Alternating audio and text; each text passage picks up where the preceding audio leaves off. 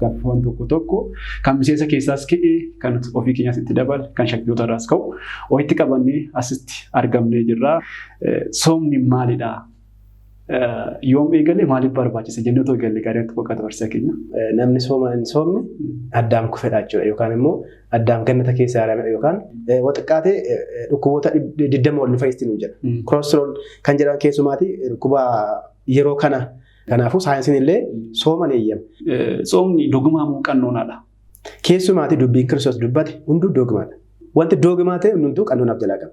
Akkamittiin qannoonaa ta'e namoonni baay'een kanarratti gaafa daddaa kaasudha. Kiristaanni tokko sooma kan akka dabalataatti qabatamu dirqamadha. Kiristaan ergatee. Kitaaba kana gaafa dubbistan diinni keenya fedha foonii keenyadha nuun jedha. Warri Kiristoos dhugaa'e akka Kiristoos dhugaatti jiraatu. Warri Kiristoos sobaa immoo warra Kiristoos sobaa sanatti jiraatu. Yesus Kristus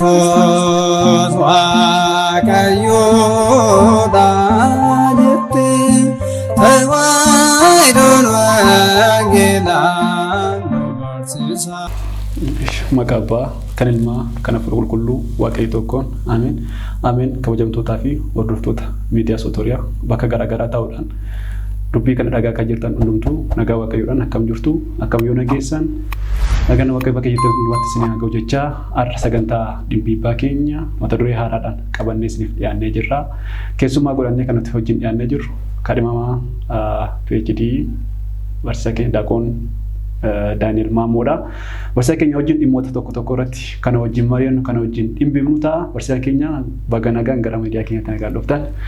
Ameen. Baga nagaan turtani. Ameen. Egaa barsiisaa keenya armaan dura dhimbiibbaa irratti keessumatti dubbii ergamootaa irratti kanaan dura isiniif dhiyeessinee turre wantoota hedduu akka karaa sanarraa baratan abdii qabna. Har'a immoo akka yommuu Waaqayyo ta'e waqtiin amma keessa jiru waqtii soomaadha. Soomaa wajjin wal qabatee dhimmoonni ijoon bu'uurri akka kiristaanummaatti nuti hubannoo wal fakkaataa akka qabaannuudhaaf gaaffiiwwan tokko kan miseensa keessaas ka'ee kan ofii keenyaas itti dabal kan shakkiyyoota irraas ka'u walitti qabannee asitti argamnee jirra miidiyaa Sootoriyaa keessatti jechaadha. Egaa dhimmoota sana tokkoon kan wajjin ilaallu ta'a. Egaa akka seensaatti jalqabuma irraa kaasnee yoo ilaalle soomni maalidha? Yoom eegale maaliif barbaachise jennee otoo eegalle gaariitti fakkaata barsiisaa keenya. Maqaa Abbaa kan Ilmaa kan Hafuura Qulqulluu Waaqayyo tokko ameen. Jaalatamtootaa fi kabajamtoota miidiyaa Sootoriyaa hordoftoonni biyya alaas biyya keessas teessaniitu sagalee kana hordofaa jirtan akkasumas kabajama barsiisaa keenya barsiisaa guutamaa obboloonni sagantaa kana hordofaa jirtan akkuma beekamu yeroon kun yeroo soomaadha. Soomni immoo iddoo guddaa qaba.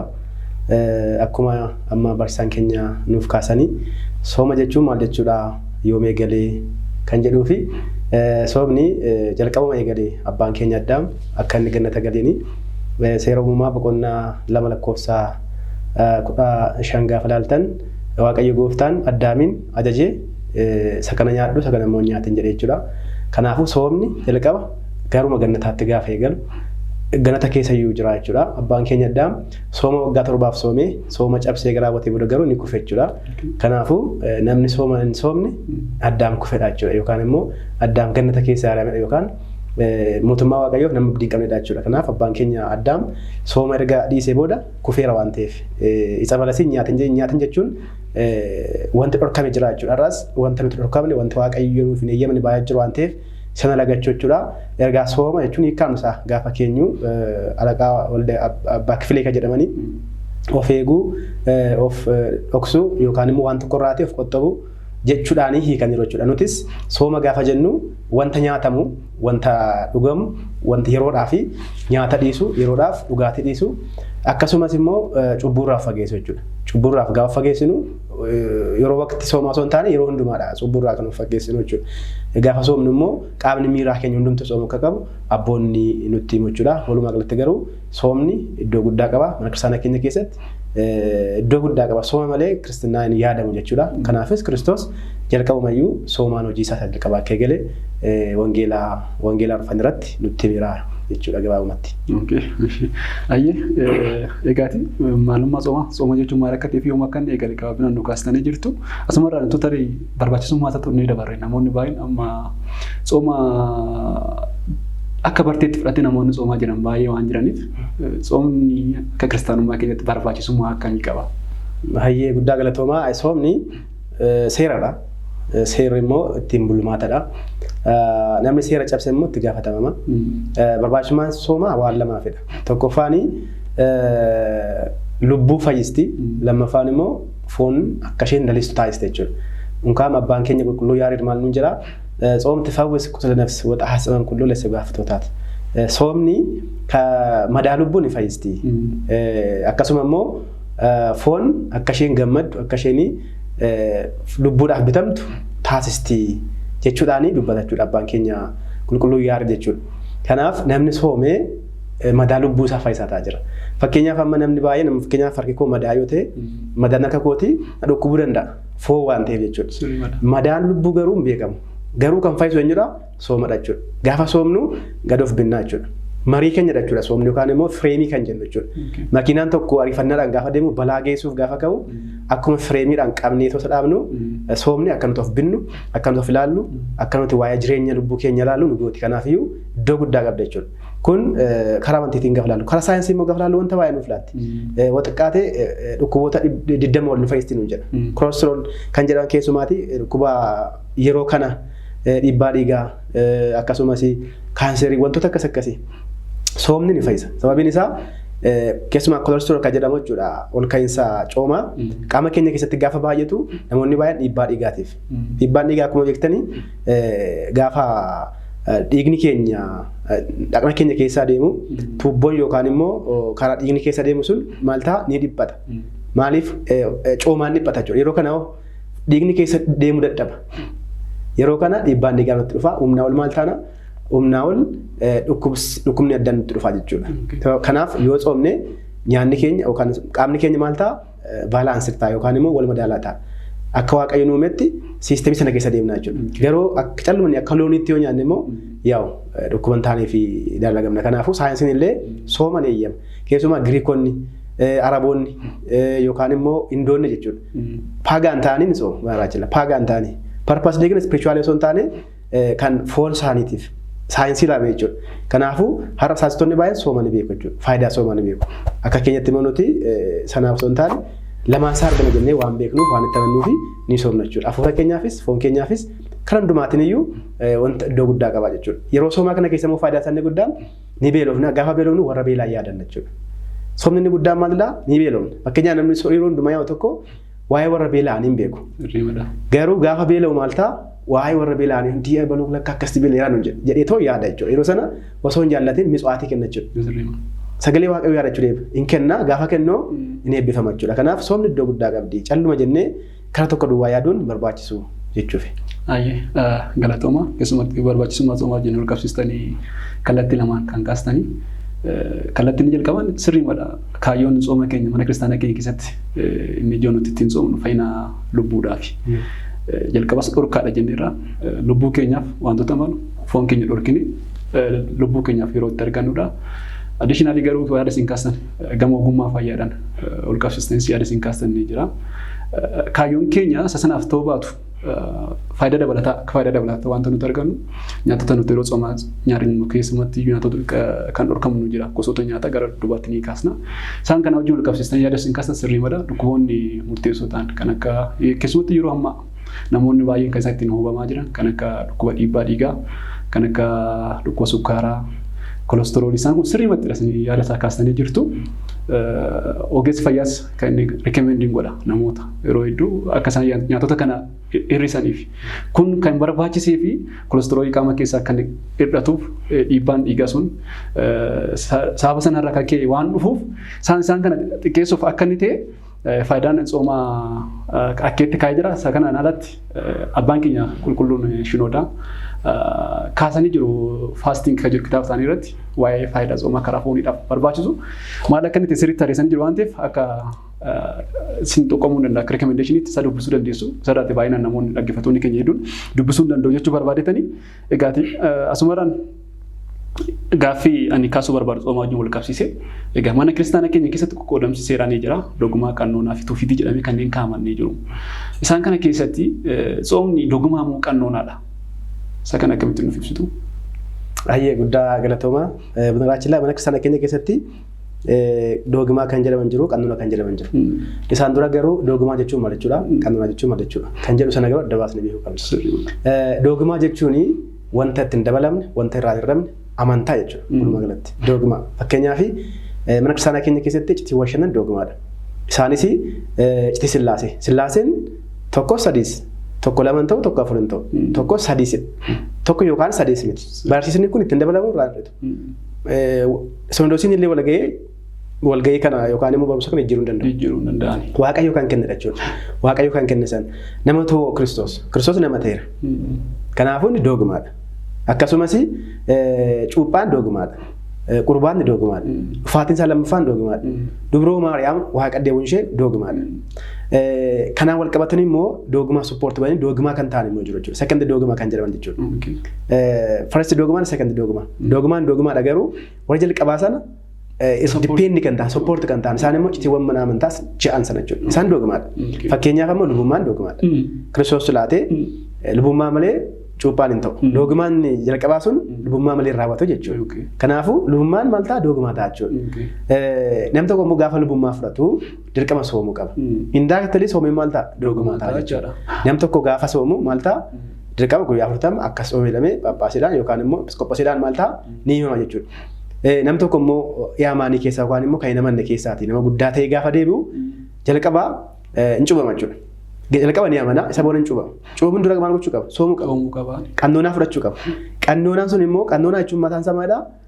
Guyyaa akka kanaa soomii guyyaa akka kanaa immoo hin soomin guyyaa akka kana kottu jedhamee lakkoofsi ta'e qaxaroon kennamedha qannoonaa. Qannoonaan sun sooma of keessaa qaba jechuudha. Namni sun qannoonaa sana fudhate taanaan cubamuu hin danda'u jechuudha. Sababiin isaa cuuphaa irratti maal fudhata namni kun? Foonii dhiiga gooftaa fudhata. Foonii dhiiga gooftaa immoo namni tokko osoo soomin foonii dhiiga gooftaa fudhachuu hin danda'u. Maksimam sa'aatii 18 soomuu qaba jechuudha. Sooma gaafa jennu jisirlaasii gaafa godhuu qabna jechuudha malee warra kaan soomiiwwan torban qofa ilaaluu qabna jechuudha. Namni tokko gaafa foonii dhiiga gooftaa fudhatu maal gochuu qaba? Ni sooma jechuudha. Indaakitalii foonii dhiiga gooftaa ijoolletti dhufee hin dhumne kun cuuphaa ijoolletti dhufee hin dhumne soomiin bakka inni hin galle jiru jechuudha. Hundama boonni maal nuun jedhu soomni haadha kadhannaati nuun jedhu. Kadhannaa malee immoo waan tokko hin deemu. Wanta barbaannu tokko maal godha gara waaqayyootti kadhannaa gaafa kadhannu maal nu godha nuuf kenna jechuudha.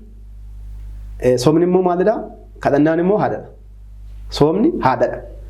Haadhi toon jiraatin immoo ilmoo hin nuftu. Kanaafuu inni duraa maalidha? Of bituudha jechuudha. Of dhorkuu jechuudha. Of bituun immoo soomaan kan nufudha.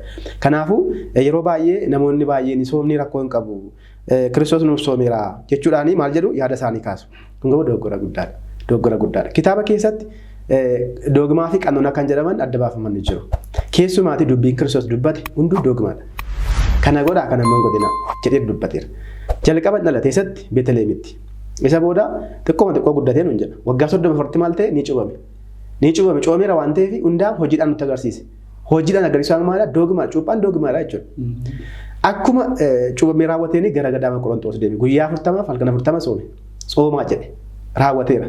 Iddoo birootti immoo maal jedhee hundaan wanta akkasii እንደዚህ አይነት ወገን yookaan immoo wanta akkasii soomaa fi sagadaan malee tasa hin ba'u jedhe nu gorsaa jira jechuudha. Akkasumas wangeela Maatewos boqonnaa 6 gaafa dubbistanii lakkoofsa 5 kaastanii maal jedha soomaa nuun jedha. Gaafa soomtan garuu mataa keessan dibadhaa fuula keessan immoo dhiqadhaa nuun jedha. Soomaa achaa jira laawwadhaa. Garuu akkamittiin akka soomnu nutti himaa jira. Namoonni baay'een akka Fariisota soomina akka jedhu ishee kana du'aa fudhataniitu maal godhu keessaa ba'u jechuudha. Garuu soomaa jechaa jira. Haala kamiitiin akka soomnu nutti himaa jira. Kana jechuun dubbii isaadha waan ta'eef walumaa galatti dubbiin isaa kun maalidha? Dogmaadha jechuudha. Dogmaadha. Haa ta'u malee immoo dogmaa gaafa jennu immoo jiraatii maal qaba? Qannoonaaf jalaa qaba. Hundumtiyyuu wanti dogmaa ta'e hundumtuu qannoonaaf jalaa qaba. Wanti dogmaa ta'e hundumtuu qannoonaaf jalaa qaba. Siraatuuf jalaa qaba. Qannoonaa jechuun immoo sirna yookaan immoo sirna adeemsi wanti sun itti ta'u. Fakkeenyaaf wanti sirnaaf jalaa qabu cuuphaan dogmaadha jenneera. Sirni ittiin cuuphaa. Sirna cuuphaa sa'aatii meeqatti cuubamu? Ijoolleen waggaa meeqatti yookaan guyyaa meeqatti cuubamti? Namni tokko yoo amantaa keessaa bahee deebi'e akkamitti cuubamu? Cuuphaan dogmaadha jenneera. Haala inni itti cuubamu. Eenyu cuupha? Eenyu cuupha? Sirnoota raawwatamanii. Sirnoonni yeroon kanneen kana fakkaatan. Fakkeenyaaf amma cuuphaan dhiigaa jira. Waan ittiin cuubamu. Cuuphaan bishaanii jira. Cuuphaan imimmaanii jira. Waan ittiin cuubamu. Yeroonni kun illee maalidha? Qannoonaa keessa jiru jechuudha. Dogmaan garuu cuubamuu qaba dirqamadha kun. Wanta inni ittiin cuubamu sun garuu abboonni nuuf kaa'an jiru. Yoo carraan arganne maaliin cuubamuu danda'a? Maaliin fakkeenyaaf biyya ormaa jiraatee bakka waaqatti Kiristoositti amanee erga raawwatee booda mana kiristaanaa naannoo sana jirtu cuubamuu hin dandeenye osoo deemu karaatti osoo mana kiristaanaa deemu yoo du'e namni kun bo'eera waan ta'eef Waaqayyoo akka cuuphaatti fudhataaf jechuudha.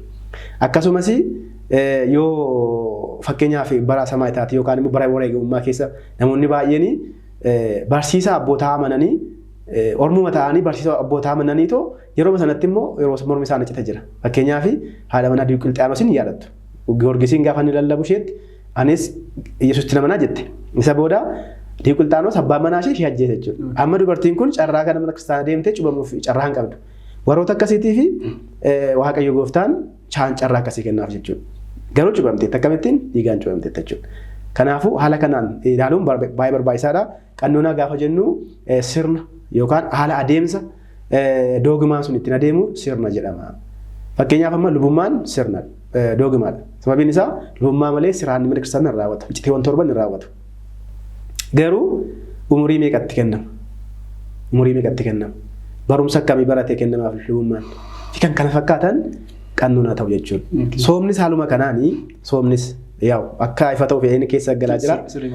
Soomnis haaluma kanaanii soomni doogumaadha. Garuu maalirraa soomnu? Maal nyaadhu? Sa'aatii meeqatti soomnu? Hanga sa'aatii meeqatti? Ijoolleef hanga sa'aatii meeqatti? Namoota gurguddaaf hanga sa'aatii meeqatti? Lubootaaf hanga sa'aatii meeqatti? Waggaatti si'a meeqaa soomna? Fakkeenyaaf qannoonaa waggaatti si'a meeqaa soomna? Soomiin tokko fakkeenyaaf soomiin guddaan kun Kiristoos 40 soomee miti nuti immoo 55 soomaa jirra. Maaliif ta'e kun qannoonaa waan ta'eef garuu sooma kana soomuun dirqamadha doogumaadha jechuudha. Guyyaansaa sa'aatiinsaa fi wantoota nuti soomnullee wantoota fakkeenyaaf asirratti sirriitti beekuu hin qabnu jechuudha wantoota nuti soomnu fakkeenyaaf foonii fi bu'aalee fooniillee kunillee qannoonaadha. Akkamittiin qannoonaa ta'e namoonni baay'een kanarratti gaafa daddaa kaasudha. Haalli teessumaa namoota wassanu jira.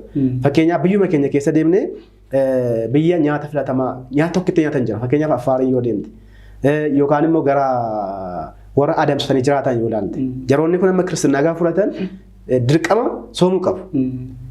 Garuu nyaanni isaanii tokkitti fakkeenyaaf warra Affaarii yoo deemte maal nyaatu? Foon reetti nyaatu yookaan immoo aannan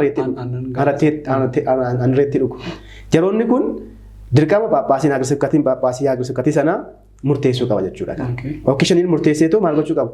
Fakkeenyaaf guyyaatti si'a 3 nyaatu yoo ta'e si'a tokkitti nyaatu ishee masana jechuudha. Soomuun dirqama jechuudha. Iddoo sana immoo maal kennuu qabu? Kennaa kennuu qabu jechuudha. Kennaan illee bakka soomaa muutii maraa jechuudha. Kennaa jechuun mitswaat kan jennu jechuudha. Mitswaat. Kanaafuu amma nuti Finfinnee jira yoo taane haalli Finfinnee fi haalli Affaar kee jiru bafisuun tokko miti jechuudha.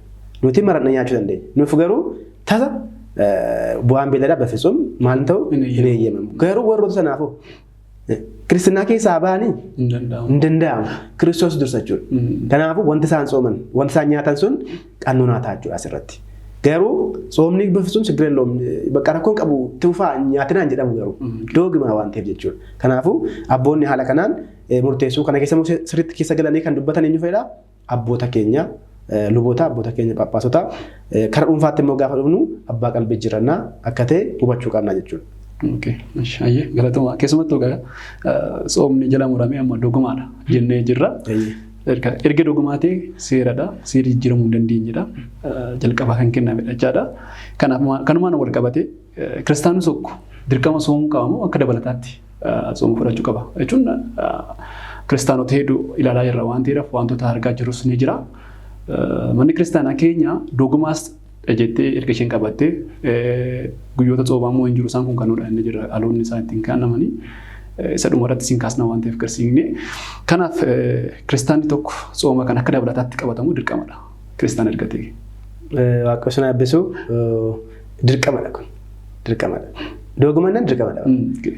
Sababiin isaa soomachuun maal jechuudha sinumayyuu of dhokkuudha bara.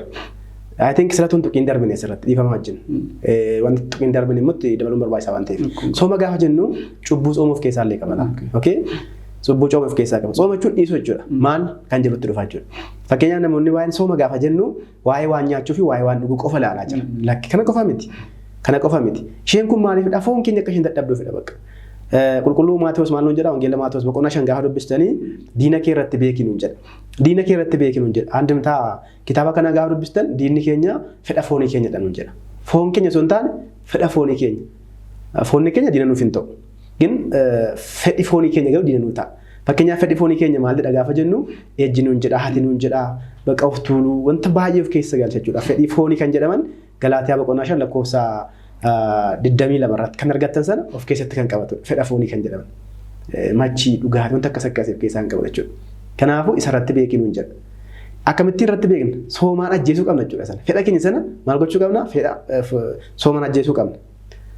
Yoon soomnu ta'e bakka akka barbaanne utaallaa isa booda kana cubbuu deemna jechuudha. Inni guddaan of bituufidha wantichi. Fireemi jenneera sila. Kanaafuu soomni dirqamadha. Soomachuun cubbuu irraa fagaachuu jechuudha. Waaqayyo wajjin immoo tokko ta'u jechuudha. Waaqayyotti dhiyaachuu jechuudha. Qulqulluu Phaawulos nyaataan seera Waaqayyoo hin diignu jedha. Nyaataan seerri Waaqayyoo maalidha? Qulqullummaadha. Waaqayyo qulqullummaa nu kenneera. An qulqulluu kan ta'e isinis qulqullaataa nu jedha. Kanaafuu qulqullummaa sun immoo nyaanni nu xureessa baraachille. Nyaanni nu xureessa akkamitti nu xureessaa? Gaafa nyaanni wanta baay'ee dubbanna. Akka barbaanne taana, gadhiisii taana. Akka barbaade kan nyaatu immoo beeladadha. Beeladadha. Beeladni yaa nyaatu nugu bakka akka barbaadan ta'u jechuudha. Nuti garuu namadha. Sirna qabna. Gaafa uumamne abbaan keenya Addaam gaafa uumame kana nyaatu kana immoo nyaatin jedhame bakka. Wanta nyaachuu qabnu jira yerootti nyaannus qabna. Akkasuma immoo maal nyaachuu immoo akka qabnu beekna. Maaliif immoo akka nyaannu beekna. Faayidaan nyaataa inni guddaan baraachillaa nyaanni mootummaa Waaqayyoo nama galfatu beeku. Umurii keenya maal gochuuf dabaluufidha. Umurii keenya dabalee umurii sun uumaaf nu dabalame qalbii akka jijjiirannuuf cubboo jennira yoo taane akka qalbii jijjiirannuuf nu dabalamta jechuudha umuriin sun. Malee furdanni qallanne waan tokko wanta nuuf buusu hin qabu. Umurii keenya achi fagaatee wanta nuuf buusu hin qabu. Kanaaf inni guddaanii Waaqayyoof akka bitannuufidha jechuudha. Namni Waaqayyoof bitame immoo bara jireenya isaa maal ta'a? Waaqayyoo wajjin jiraata, Waaqayyootti gammada jechuudha. Abbaan keenya Daawit yeroo baay'ee soomaa ture. Akkasumas Museen soomaa ture. Hisqiyaas faase raajonni baay'een soomaa turan. Maaliif sooman? Nyaata dhabanii sooman miti. Akkuma soomaa turan immoo Waaqayyoo wajjin walitti dhiyaachaa turan. Namni soomu Waaqayyoo wajjin walitti dhiyaata. Iyyaadhattoota taatanii abbaan keenya Museen tabba Siinaa deemee maal godheera? Guyyaa 40 halkan 40 soomeera. Gaafa soomee garuu maaltu kennameef? Sagalee Waaqayyoo wajjin 550 dubbate. Isa boodoo harka isaatiin kan barraa'e quba Waaqayyootiin kan barraa'e cillaatutu itti kenname. Harka Waaqayyoo irraa waa fudhachuu argataniitu maaliin fudhate? Soomaan. Kanaafuu namni soome gatii isaa fudhata jechuudha. Gadi bu'e gaafa gadi bu'oo fuula isaa arguu dadhabamu saboonni Israa'el. Saboonni Israa'el garuu warri hin soomne warri gara isaaniitiin bulaa turan jabbiitti sagadaa turan. Gaafa soomarraa baanu waaqa tolfamaatti saganna jechuudha. Museen garuu Waaqayyoo wajjin ture, Waaqayyoo wajjin dubbachaa ture, gaafa dhufu fuula isaa ilaaluu dadhaban. Namni soomu fuulli isaa hin ilaalu baraachille. Fuulli isaa niifa waaqatu keessatti argama jechuudha. Waaqni nurra jira immoo waaqni jirra. Qulqulluu Yohaannis akka dubbatetti jechuudha. Kanaafuu soomni dirqama keenya akka ta'e hubachuuti qabna. Soomni iddoo guddaa akka inni qabu hubachuuti qabna. Jireenya keenya keessatti nam tokko hin soomu taanaan maal miti? Ofumaa miti. Jireenya isaa keessatti nam tokko yoo hin soomu ta'e Waaqayyoo irraa addameera jechuudha. Waaqayyoo irra nyaatan filadha jechaa jira jechuudha. Waaqayyo koo nyaatadha malee Waaqayyo jechaa jira jechuudha. Sababiin isaa sooma jechuun Waaqayyoof abbituudha. Yesuus Kiristoos maal jedhe? Wangeela Maatewos boqonnaa 4 irratti gaafa dubbistan namni buddeena qofaan hin jiraatu nuun jedhe. Buddeena qofaan hin jiraatu maal malee? Sagalee Waaqayyoo malee. Buddeena qofaan malee baqa buddeena dhiisuu qabda jechuudha. Tawassan isaati maal nuku. Of keessaatti kun iccitinni qabu jechuudha. Jecha Waaqayyo. Jechi Waaqayyoo maal jedhe? Soomi nuun jedhe. Kana nyaatin sana immoo nyaatin nuun jedhe. Gaafa jecha Waaqayyoo dhageenyu immoo jechuudha. Jechi Waaqayyoo sagaleen isaa kitaaba irratti barraa'ee jiru yeroo baay'ee waa'ee maaliiti gara Waaqayyootti akka dhiyaannu. Gaafa nyaannu akkuma saayinsiitti iyyuu hin dadhabna. Kadhachuu hin dandeenyu. Nama mummachiisa laatu nyaanni irra iyyuu. Hin dadhabna caloo hin dadhabna manaachillee. Kun beekamaadha. Waaqayyoo irraa nama hawwafachuudha nyaatni. Kanaafuu sinfinaa namatti gadhiisa yookaan immoo nama jira miti namaa gati nama godha beelada nama godha. Jabbii quufte beektaa laata jechuudha. Jabbii fakkeenya jabbii harma haadha isheetti quufte hootee quufte akkam taate beekta? Baay'ee utaalti akka barbaade utaalti. Midhaan nama adeemte lixasin fiddi. Isa booda namni maal godhu muka ishee cabsachuudha. Amma akka Oromoo keessa jira wanti kun. Quufin utaalanii hin cabanii tokkata. Kanaafiyyuu jabbiin kun akka barbaade gaafa ilaaltu abbaan maasaa sana argee muka ishee cabsachuudha. Nutis quufnee akka barbaadne gaafa utaallu seexanni dhufeetu nu qabata jechuudha. Maasaa seexanaa keessa nu gashee quufni deeme jechuudha. Maasaan seexanaa ammoo maalidha gaafa jennu? Ejjadha. Loliisadha jibbiinsadha. Bakka maasaa keessa yoo lolaa Waaqayyo hojii waliin beekna jechuudha nuti. Kanaafuu Waaqayyo hojii wal lolaa oolaa jechuudha. Kanaafuu soomni qulfiidha. Qulfii akkamii? Qulfii barrii fayyinaati. Gara Kiristoosiin ittiin adeemna. Kiristoos illee jalqaba akka cuubameen qulfii kana nuu bane. Namni qulfii kana hin barbaadu jedhee immoo ormaan hin masaadha. Gaafni fedha isaadha waan ta'eef Kiristoos wanta nuu kaa'e nuti fayyadamnaa soomni garuu dogmadha kiristaana jedhamanii keessumaati. Har'a kiristaana nuti jechaa warri sooma tuffatanii dhiifama naa godhi malee isaan kiristaana lama tokko jiru immoo hubachuu qabna. Kiristoos sobaa jira, Kiristoos dhugaa jira. Warri Kiristoos dhugaa akka Kiristoos dhugaatti jiraatu. Warri Kiristoos sobaa immoo warra Kiristoos sobaa sanatti jiraatu. Kiristoos sobaa akkamidha? Fakkeessuudha inni. Fakkeessuu. Maqaan isaa Kiristoos sobaa masii hasaawii masii yaadan yookaan immoo Kiristoos sobaadha miti isa fakkaatu jechuudha. Hin fakkaata. Fakkaattiin immoo maal fakkaattinnaan daakuun daaraa fakkaatti, kolorirreetti jabunaa fakkaatti. Kanaafuu fakkaachuun immoo ta'uun ta'u waan ta'eef Kiristoos inni dhugaan inni dubroo maaraame dhalate ilmi Waaqayyoo maal sooma nu barsiiseera jechuudha. Soomaa jedhee soomeen soomaa nuun jedhe. Fannoo baatee fannoo koo baadhaa jedhe. Wanta hundumaa wanta inni raawwate raawwachuu qabna. Wangeela Maatewos boqonnaa 11:29 gubbaa irratti warri ba'an keessan isin tulfaate gara kottaa jedhe. Isa boodaan isin boqochiisaa jedhe. Caluma deemoo inni sana kottaa dheetu maal jedhee isin boqochiisa gammachiise laa. Ofittee gabutee booda maal jedhe waanjoo koo baadhaa amma jedhe. Caluma itti immoo deebitu laa waanjoo isaa baachuu qabdi. Waanjoon isaa immoo wangeeladha. Wangeelli immoo jaalaladha. Isa booda anarraa baradhaa jedhe. Maalirraa baranna sarraa? Soomarraa baranna jechuudha. Tokkoffaan soomarraa baay'ee sooma mana isaa jiru jechuudha. Wanta baay'ee barannaa soomarraa baranna jechuudha sarraa. Anarraa baradhaa waan jedheefi kanaafuu an kiristaanachaa namni soomni yoo jiraate ani ergamaa dhachaa seexana ta'udha jechuudha. Haala kanaan hubanni gaariidha. Ayyee marsaa keenya guddaa galatuma haala bareedaadhaan kan isin ibsitanii egaa dhaggeeffattoonni keenyas yaada kana sirriitti hubataa jirtu jedheetan abdii qaba. Sababiin isaa waa'ee soomaadha kan haasaa jirru waqtiin irra jiru immoo waqtii soomaadha. Sooma manni kiristaanaa keenya lafate kana waqtii soomaa kana keessatti kiristaana taanee edda jiraannee hundi keenya iyyuu dirqamadha nurraa kan eegamudha. Fayyina keenyaadhaaf dirqama nu barbaachisa waan ta'eedhaafi soomuu qabna jechuun barbaada. Egaa dhaggeeffattoota keenya guyyaarraa gaaffiiwwan bu'uuraa ta'an muraasa kaasnee irratti mari'annee jira. Dhimmi soomaa baay'ee bal'aadha. Haaluma kanaan waan baay'ee akkasiin raawwattan abdiin qaba. Torban dhufu gaaffiiwwan afan kan biraa qabannee isiniif dhiyaanna. Hanga torbee kanaatti nagaadhaan ta'aatii. Keessumatti immoo miidiyaa keenya miidiyaa Sooturiyaa sabiskiraayib sheer taasisaa namoota hundumaa biraan akka nuuf geessitan abdiin qaba. Barsiisaa keenyas illee galatoomaa jechuun barbaada. Amiin.